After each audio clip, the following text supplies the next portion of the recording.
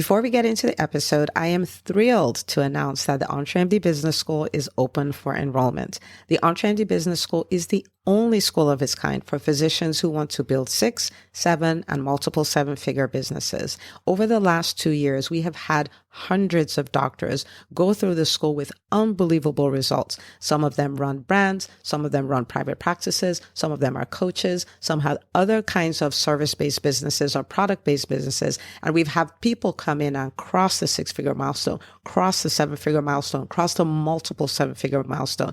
You will be in a place where you'll get the coaching, the community, the accountability that you need to thrive as an entrepreneur, especially in the times that we're in.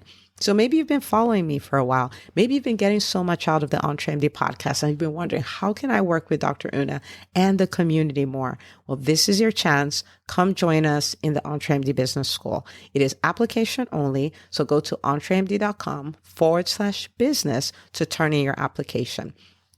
I cannot tell you how many doctors have made statements like this. I recovered my investment in the first week. I recovered my investment in my bank account in the first 90 days. This is the best investment I've made in myself ever. I want you to have that kind of story, not just a story of building a great business that serves a lot and earns a lot, but having a business that gives you the freedom to live life on your terms. So don't wait any longer. entremd.com/business. And now for the episode. Hi, docs. Welcome to the EntreMD Podcast, where it is all about helping amazing physicians just like you embrace entrepreneurship so you can have the freedom to live life and practice medicine on your terms. I'm your host, Dr. Una. Well, hi, everybody. Welcome to another episode of the EntreMD Podcast. And I am so excited about this episode because I have a very special guest for you. And it is Ms. Shaina Weisinger. And she is the CEO and the founder of Repurpose House. And if you know me, you know I'm big on producing content, but she shows you how to repurpose the content so it can live on like almost forever. All right. So just, buckle up, get ready, listen, get ready to take action. And this is going to be one of the best episodes. So, Ms. Shaina, welcome to the show. Yeah, thank you for having me. No pressure. One of the best episodes. I love it. Don't worry. You, in your natural state, you would knock this out of the park. So oh, thank you. I have no fear saying that. All right. So I'm going to give you a moment to introduce yourself to my listeners. Well, I'm Shaina, and my background is video production for strategic content marketing. So I've been doing video for a very long time. I went to school for film and production. It's been a passion of mine forever. And then when I melded with the marketing world, I was like, oh man, people can actually leverage this thing that I'm so passionate about to make money for their businesses. So it was kind of a wonderful little joining forces, if you will. And through kind of a really long story of pivoting and adjusting and finding, things that different businesses needed in their content, like strategies, I finally niched down into repurposing content for social media. So then Repurpose House was born. It's really not that simple, but it's, where we're at today. And Repurpose House, I was just telling you this story earlier on before we started recording. So first of all, I started doing, videos and all this stuff for initially my private practice and then EntreMD. And I was like, we're going to do this. We're going to put it out there and all of that stuff. And then I listened to a podcast episode by Amy Potterfield, and she was talking about repurposing and all this stuff. And I was like, this is so amazing. I just can't do it. I can't create 8 pieces of content from every piece of content. Like I have skills, but not that many skills. So I went on Buzzsprout. That's the host for my podcast. And then I saw a blog post that you did on repurposing content. I was like, this is brilliant. And then I click on your link and I go to Repurpose House. I'm like, wait, there's a company called Repurpose House. Like I can just own my space and produce my content and then work with these people. And I was like, this is fascinating. So started working with you guys. And then when I reached out, I was like, hey, will you come on the podcast? And you're like, yes. I'm like, yeah, good. So this is really good. I'm super, you can tell I'm super pumped about it. But all right, so let's get to the nitty-gritty. So tell me about content marketing, right? This is more your space. What is that? Because what we see is this is my business, come use my business is seen as sleazy and all of that stuff. But there's a finer way to market stuff, right? Where you're serving and getting what you want at the same time. So tell me your thoughts about content marketing, what it is. Yeah, well, absolutely. So one of the iterations, when I started my video production company, one of the reasons that I started it was because I would get people coming up to me asking to make some like epic 7-minute video about how awesome their business is and why you should work with them. And my first response would always be, no, because nobody cares. Nobody wants to hear about how awesome you are 24/7. Like eventually they may want to know about how awesome you are, but you need to be able to give them content and ideas and different things that they can apply to their life or their business, depending on what services or products you provide. You need to give them something of value before they start taking an interest in, who you are as a business or a brand. And so one of the reasons that I segued into like video podcasting was because like this, we're giving information. We're trying to educate and help people in their businesses and their lives. And what's so cool about content marketing is it gives you an opportunity to be able to give your expertise, give through other experts in the fields that can help your audience. And as you grow an audience and they learn from you, you become an obvious choice for services when they're needed. So it's like one of those things like Nike's not telling you constantly just to buy their shoes. They're offering messages about like women empowerment or like whatever's going on, and it's not just like buy Nike. But when you go to buy some sneakers, Nike's inevitably a brand that pops up in your head. You may or may not buy Nike, but ultimately they're sending positive messages that, hopefully hit you where you're at. And I think that's really a lesson to take in marketing in general is just not to always ask. You have to give. And you can ask after you've given enough, but you just have to be very tactful and strategic in how you do it. Awesome. And that's the same way our paths crossed, right? Because you were giving in form of a blog post and I'm like, wait, I need that, And so that was content marketing. But I love what you said, that nobody cares how great you are, right? And as one of my mentors who put it, is like everybody is on one channel, WIIFM. What's in it for me? They don't care about you, how great your business is. So you have to solve problems, give them quick wins. And then they're like, oh, wait, she can help me. I should be using her services. So that's amazing. So what's your impression of the importance of content marketing in any kind of business? Is this something that's, it's kind of optional, doesn't really matter, you'll be exceptional if you did it? Like, what are your thoughts about that? I'm sure there are companies who do okay without it. I know that those companies would do much better if they utilized it. So, anybody can do a little bit of business via luck or network or whatever. But if you really want to expand your audience, your network, you're bringing in eyeballs, you have to do content marketing in some capacity. And I know that at times it can seem overwhelming because people hear content marketing, they're like, oh my gosh, there's so many things I have to do. But that's not the case. You start with one thing and get really good at that thing. And then make sure you're repurposing that thing and putting it all over the place. And then once you get good at one thing, then it's the next thing. It's basically like the dominoes. Don't line them all up in front of you, one at a time. Just attack one thing at a time. And then you'll start to see traction come from the individual pieces of content that you consistently create. Because the problem is overwhelm becomes real and then consistency goes out the window. So making sure that you're only biting off enough that you can chew and consistently being on top of it. Nice. Okay, great. Now, we're going to go into the nitty-gritty of repurposing our content. But before we do that, I saw a blog post that you wrote, included the half-life of different of social media posts on different platforms.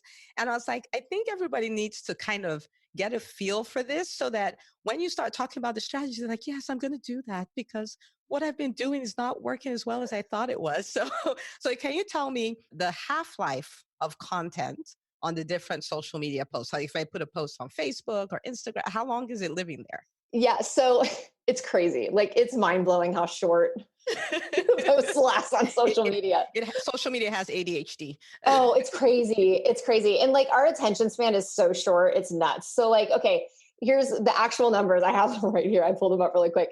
Twitter only gets 18 minutes of traction on the feed. So you post something on Twitter And 18 minutes later, it's no longer on the feed for anybody. Like, that's What? mind blowing. I don't honestly, like, I'm a big fan of be really good at the things you're like good at and don't overdo. Twitter's not my thing. I'm like, it breaks my heart that it only lasts that long. And so, I mean, admittedly, Twitter's not my platform, but Facebook is only 5 hours. So if you post a video or a piece of content on Facebook, 5 hours later, it's no longer relevant on anybody's feed unless people are actually like commenting, engaging, sharing, things like that. On Instagram, it's 21 hours, so you get a lot more out of Instagram than you do on Facebook. LinkedIn has the longest engagement. So you get 24 hours on LinkedIn. And what's interesting, a whole day. a whole day. A whole day. Good for you. Yeah. It's weird though, because sometimes I don't get traction at all on my LinkedIn posts until at least 12 hours later. Like no views, no nothing. So I don't know if something's going on with that algorithm, but like 24 hours is really what you get. I personally believe that the life cycle of a LinkedIn post is actually a lot longer than that if it's a good piece of content, because you're getting engagement and it will continue to have life in it over the course of the week if you can kind of play it right. There's like strategies behind making sure your LinkedIn content gets engagement consistently, but that's like a day is the most. I mean, YouTube is a kind of its own thing. I don't really consider that a social media platform, right? Because it's just different. But yeah, at 24 hours being the longest you have on any platform, it's pretty sad and terrifying all at the same time. So if you're serious about your business and you're posting once a week, okay, so we'll leave that alone. Okay, so so let's say I made a 3-minute video, right? I haven't posted it anywhere. I haven't uploaded it anywhere. I made a 3-minute video, or I spent 2 hours creating this really fancy image quote on Canva. But how should I be repurposing my content so it can stay alive longer? Okay, so as far as the repurposed assets, the beauty of it is you have all of these platforms to play on. So you create one asset and it can be used many different ways on many different platforms, which is why we like to make sure everything's formatted properly for all of them so that you can use them everywhere. So let's say, for instance, you've got a 3-minute video, like you're saying, just by itself. What you should do, you have it, make sure it's the right size for feeds. The right size for feeds is going to be square. So anything you scroll with your thumb, right? You scroll, that's going to be a square video, is always going to be what you optimize for. So that one can live on Facebook. You obviously post it to Facebook, post it to LinkedIn. You can post it to Twitter. Won't last very long, but you're going to put it on there. At 3 minutes, you cannot post to Instagram's feed, but what you can do is format it vertical and post it to IGTV. Now, actually, that's the better way to post anything on Instagram. When Instagram rolled out IGTV, nobody used it because they didn't get it. They were like, we only film a minute. Like, we know that there's a limitation. Why would we go longer? Everybody was so used to it. So what happened was people who did post to IGTV, and then there's this little feature at the bottom when you post that has a toggle and it says preview to feed. So essentially, it just scrolls through the feed also. People will still see it. If you post on IGTV and then preview to the feed, you will get more views than you would if you just posted on the feed. So we have a lot of people who have come back at us and been like, yeah, no, that's absolutely the case because they tested it and stuff. Got it. So yeah, that's definitely the way to do it. Also, it allows you to have longer content and not be limited by that 1 minute. So anyway, you'll be able to post it there also. Since you already have it vertical, you can also put it in stories, and people are like, oh, well, there's a 15-second limit or a 1 minute limit, and it will chop it up into 4 15-second segments. But you can use a little tool called Continual. There's a bunch of them out there that will chop up your video automatically into as many 15-second videos as you need. Right. Okay. And you said it's Continual? Continual. I think it's like $1, but okay. It's going to save me time for sure. Yeah. And then another thing you can do is post in groups. Now, groups are kind of one of those tightrope walks though, because a lot of groups have rules about not posting branded content, which is great because otherwise it's like spam city and who wants to live there. But what you can do is if you're making sure you're utilizing groups the right way, which is offering your expertise consistently, solving problems, consistently engaging, talking to people in comments, you get a little bit of leeway if you're giving content out there that's helpful and not self-promotional. We have some clients who are consistently able to do that in groups that don't generally let them because they're so helpful that they're like, also the content's so helpful that they get a free pass on it. So being very careful about groups, but also utilizing those audiences, creating your own group and building your own audience so that they're seeing it. There's like lots of ways you can take that one tiny clip and now it's working all over the place for you. Right. Okay. So I'm going like, okay, so I have to create all this content. I'm definitely not going to use it once because that's way too much work, right? And, Right. if I put it on Twitter, like whatever number of people saw it, but after 18 minutes it was gone. Yeah. So how do you create a library of sorts, right? Like all this content you're creating, you have a place where you dump them so that you can recycle them, because that's part of repurposing as well, right? So Yeah. what are your recommendations? What would be a good place to store all that stuff? Well, as far as storing it, it just depends on what long form content you're starting with. So like this type of interview style podcast, video podcast is a really, really great way to start with long form content because it's all give. You're talking about expertise, you're talking to your audience. And at the length that you're at, you have so much repurposing power with it because in a 30-minute episode, I would hope there's more than 1 or 2 2-minute clips that were pretty cool in there. So you can get a lot of bang for your buck on that. You're on it. So yes. I hope so. Gosh. But yeah, so I mean, thinking about like, okay, one long form piece of content takes you 30 minutes to film. Maybe you have somebody who edits it for you, or you do something really simple in the editing piece. And now, it can live on, like, obviously you load it to Google Drive until it's ready to rock and roll. And then you upload it to YouTube. And you also upload it to Stitcher or wherever it is that's actually hosting your audio. And now that's your long form. And then you can always circle back to have it repurposed and consistently promoted. One thing that people forget is that if they had an awesome episode 3 months ago, it just goes away and they're done with it because they're on to the new episode. But really, there's so many great nuggets that were in that episode that you can consistently keep promoting. So making sure you go back to older pieces of content that did well because your audience is consistently changing. You never know who's going to listen, making sure that you're able to pull from those also. But as far as like other types of long form content, like let's say you just filmed a 5-minute video about like a question that you get asked consistently from your clients, which are great pieces of content to start from. Like think of all the questions you get asked constantly and record videos addressing those questions. Make those blog posts, like upload them to YouTube, embed them into your blog because that's going to actually help your SEO ranking. And then have a little blog post written about that video. Now you've got SEO in the blog, you have a blog post, you've got embedded video, and then you can repurpose little chunks of that say like a little 1.5-minute teaser clip and be like, hey, to watch the whole video, go here. And now you're taking them off of the platform, which is what you want, and onto your site where hopefully you have like a lead magnet or something asking them to opt into your newsletter or more blog posts, things like that. So where you host the pillar content, the long form, is very important because you want to have a place to send people when you're repurposing the smaller clips. Right. Okay. Yeah, that's a lot of good stuff. Okay. Long form, short form, whole 9 yards. We got it. Okay. So what would you tell the entrepreneur who feels like they don't have enough? Like I've had clients, I'm like, I'm going to give you a challenge. You're going to do a Facebook Live every day for the next 5 days. They're like, I don't have enough. I don't have enough to say. Like I'm going to run out of stuff, And I'm like, it's not possible. What would you tell that person? I have to tell that to people a lot. So it's a great question.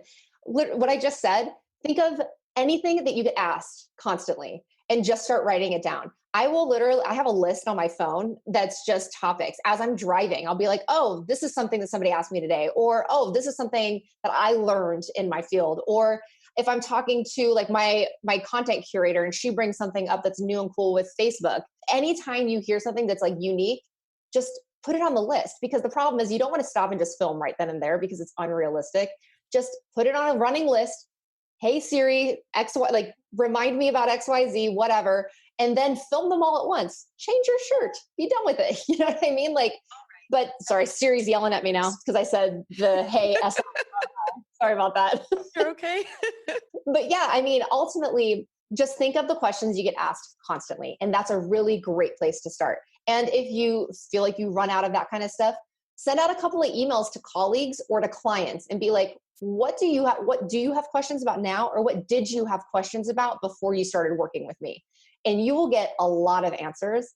Another cool way to do it is we put out a survey to our existing clients and we ask them questions about their struggles before they signed up with us and the struggles that they still have currently. But we asked very pointed questions and got incredible answers. And that's a great list to start working from also. Because, when you're making content, if it helps your current clients too, even better, right? Yep. Okay. So you said a lot of really good stuff here. So think of the questions that people have been asking. So especially for my physicians that are in private practice, they're like, I don't have content. I'm like, you get asked questions every day. Like every patient visit is a question. Like, doc, I'm here because, I'm here because, I'm here because. That's content. That's all day, every day, So, think of questions they ask you. And then beyond that, ask them because you're making the videos for them. So they know what they want to hear about. They know what their struggles are and all of that. And the survey part is really cool doing that as well. And then 2 neat tricks here is to keep a running tab on your phone. So as you go like, oh, wow, that's really cool. You're not going to remember if you don't write it down, right? So the statement is the shortest pen is longer than the longest memory. Just type it in somewhere. So keep that running tab. And then the batching, which is also really cool because it's not realistic to think you're going to do videos every day, all the time. But if you have that running list, you can create little outlines and have 5 shirts and you're good to go. You can even wear your PJ bottoms. Yeah, exactly. Right. Who knows if I'm wearing them now? You don't know. Who knows? We don't know. We don't know. We don't ask. Yeah. That is so powerful. And that will be very helpful because that's the common question that I get. Yeah. Well, and like the task that you should now be assigning is after every patient visit, write a topic down. That's it. That's even better. At the end of the week, you got a month's worth of videos, right? Now we're going to repurpose this part of the podcast. Perfect. Because this was good. It's so meta. Yep. So because if you make a task like that, you're going to end up with a lot of really good content, things that people want to hear. Because sometimes when we're creating content, we're in love with what we want to do, right? I know people need this. Well, that's not what they want. So they don't really care what you think they need. You have to come from where they want and you can add on what they need, right? Like that's exactly right. Yeah. So that is good. I'm going to have to do that the next time I go in to see patients. Okay, great. So what are your strategies for using social media as opposed to social media using you? Oh man, that's a real loaded question. Well played. Hey, I'm just saying. It's the truth, right? Yep. So just like I mentioned before, just be really good at a handful of things. Like don't overwhelm yourself with thinking that you have to do all of it. Pick a platform that works for you, that you know you have an audience, that you can build the right audience, right? Where are the people that you want to talk to actually spending their time? And that's the most important part. And then once you're in there, then you can give the right types of content to them and engage. Another thing to do is reach out and comment with other people that you know would really want to engage with that post. Like for instance, if it is about like after one client and you write your little thing and you make the video and you put who the client was, you can tag them in that video and be like, hey, I made this because of you. And now that person's also engaging with the content, which means it's populating to the top of their feed and their friends and their family are seeing you interacting with them. Especially as a doctor, I feel like that would be a really great way to engage with existing patients because you're creating content for them. And it's like a built-in testimonial, if you will. I mean, I think that's a really great way to utilize it in this space. Right. So pick one, don't get overwhelmed. Yes. And then don't forget that you're an entrepreneur and just chill out on Facebook and watch funny cat videos. And all my clients are laughing because I talk about funny cat videos all the time. Like remember why you're there. Yeah. My social feeds are laced with my dogs. So it's like you're going to see a dog pic for sure within a couple of scrolls. Yep. All right. So tell us a little bit about your company, what you do, how we can find you and stuff like that. Sure. Yeah. So we take any type of content, video, audio, text, so like blog posts, ebooks, things like that, and we repurpose it properly for social. So the big headlines, we'll brand everything. Captions are the nightmare that nobody wants to deal with. That's the real value we bring to this because anybody can caption videos, but nobody wants to. And also just to stress the importance of how much you need to use captions, 85% of people on Facebook watch videos on mute. So if you are a talking head and you think that they're listening to what you're saying, you've lost 85% of your audience because nobody is listening. It's upsetting, but it is what it is. Oh, and wow. if you think LinkedIn is any better because it's a bunch of professionals, 80% of them don't listen. So we're all horrible. Nobody listens to video. We're all watching it on mute. So captions are a massive, massive part of how you'll get more engagement on social. So we do the captions, we shape it properly. So squares for feeds, vertical for stories and IGTV. We give you YouTube assets as well, but then we do all the little image quotes, thumbnails for everything. So essentially, if you submit a piece of content, any type of content by 5 p.m., by 8 a.m. the next morning, you have assets being delivered to your inbox and they're ready to be posted on social. So we just try to take the pain point out of trying to make sure everything looks right for social, make sure it's branded right, make sure it's like formally like formatted properly. And we take that out of it. So you can just keep on doing the stuff that you're great at and want to continue doing and not have to worry about all of the back end stuff that makes repurposing content for social such a pain. Well, just so you know, I really, really love what you do. Thank you. I'm so glad. You're the reason we do it. So I'm so glad it's helpful. I love it. And I think the first week after I signed on, I talked to Sarah at Repurpose House. I was like, listen, I already have clients that are coming to you guys like day one. She was like, you haven't even used this. I said, don't worry about it. I've seen your stuff. We're good.